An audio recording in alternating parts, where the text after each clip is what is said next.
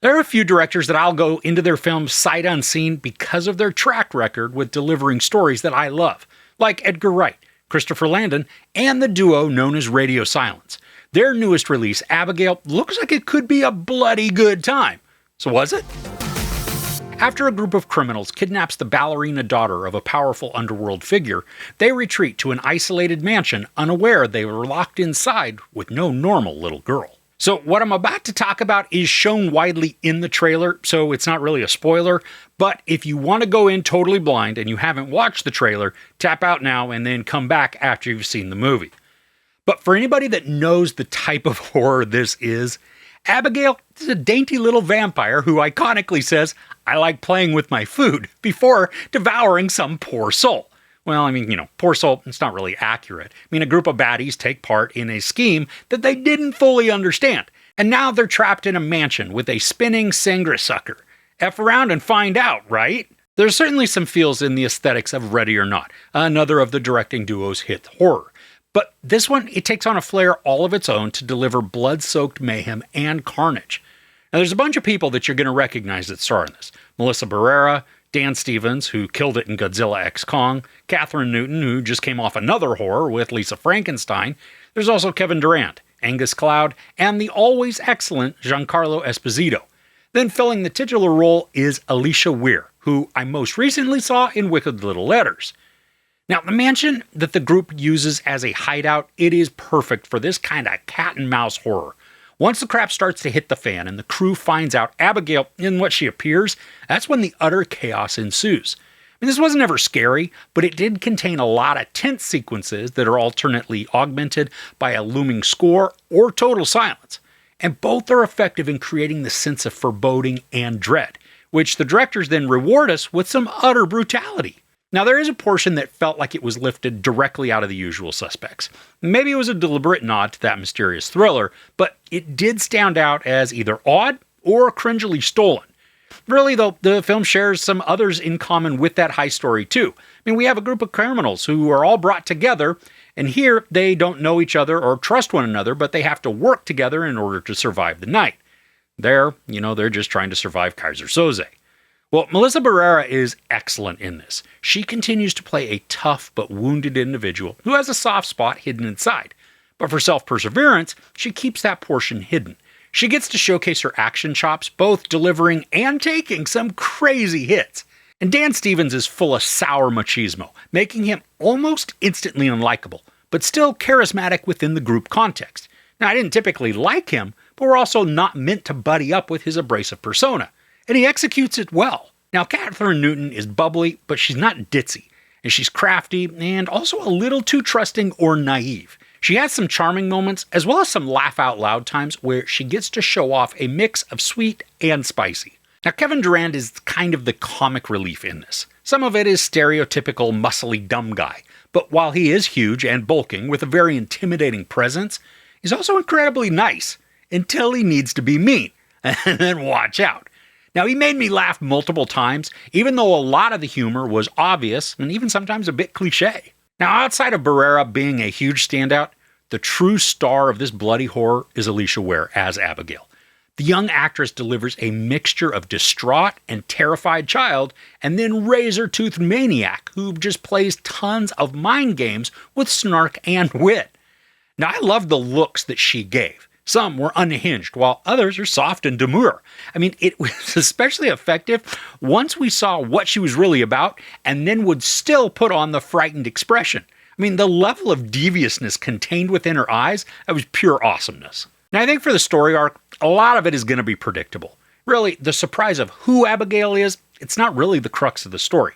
It's the chase through a contained space that is where all of the thrills lie. There are so many dark and shadowy corners in this mansion. Each room that the characters enter reveals new and sometimes unnerving visuals.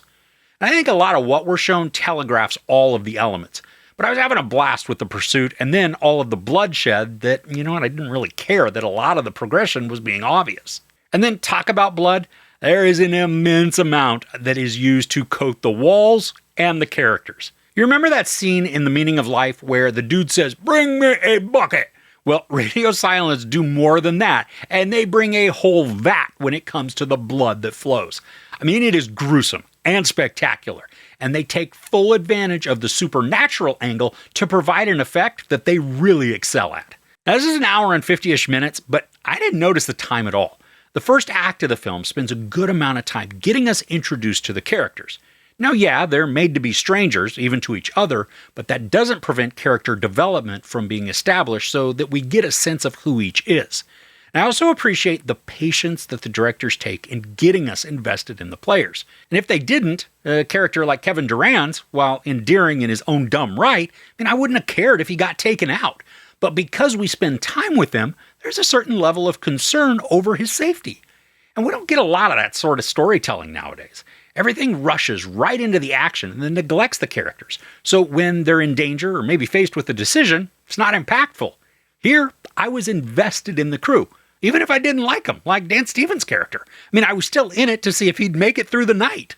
Now, through each subsequent movie Radio Silence directs, I am getting more and more impressed with their ability to tell an urgent and comedic story that's also filled with suspense and anxiety.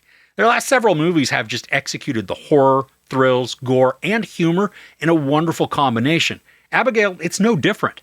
I went into this hoping to just have some violent fun, but I didn't expect to be so enamored with all of the characters and then drawn into the story the way I was. Even despite the predictability of the arc, the way the kills are balanced with the action and dramatic moments made this wholly enjoyable. And then one other thing. In 2022, we got a dancing girl film that I just did not care for at all. Megan was a massive disappointment for me. So yeah, leave your hate below.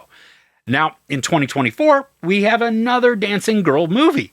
This time, though, the ballet works to deliver flowing motion and beauty that then transforms into violent rage. The dance numbers, I thought they were spectacular, especially in sequences that showcase a mimicry of sorts. The shots alternate between two different settings, and each complements the other, creating savage but fluid choreography. And then, because of Abigail's skill at ballet, she's very limber and flexible. And when that's combined with her ability to heal quickly, she can get into some gnarly stances that will just make your skin crawl. And there are a few times in this when the characters, they make some dumb decisions. Like when they've tried one tactic that failed miserably, then only a few minutes later are utilizing some of the same strategies that didn't work just a second ago. Now, I understand both of the realism of a stressful situation and then the fantastical world of the film where we need to have our characters get into precarious positions and then struggle to get out of them. The dumb decisions, they weren't overly bothersome, but they were there. If it is something in horror films that you notice, you're probably going to roll your eyes when they do the dumb things here also. So overall, Abigail provides a balanced narrative of endearing characters, suspenseful drama, expertly choreographed action, genuinely comedic deliveries, and an overabundance of bloody gore. The cast works wonderfully together, with the massive standouts being Melissa Barrera, Alicia Ware, and Dan Stevens. There's everything for a horror fan contained in this bat-crap crazy tale of terror. And the vampire angle, it's just the cherry on top. There's no sex or nudity, a lot of profanity, and then, of course, an immense amount of gruesome violence and gore. I give Abigail 4.5 out of 5 couches. This was an absolute blast, and I am definitely buying it when it comes out. Alright, so what are some of your favorite vampire films? Let me know in the comments below. If you enjoyed this review, please give it a like. Also, don't forget to share and subscribe. I'm Chris. This is Movies and Munchies. Thanks for couching with me.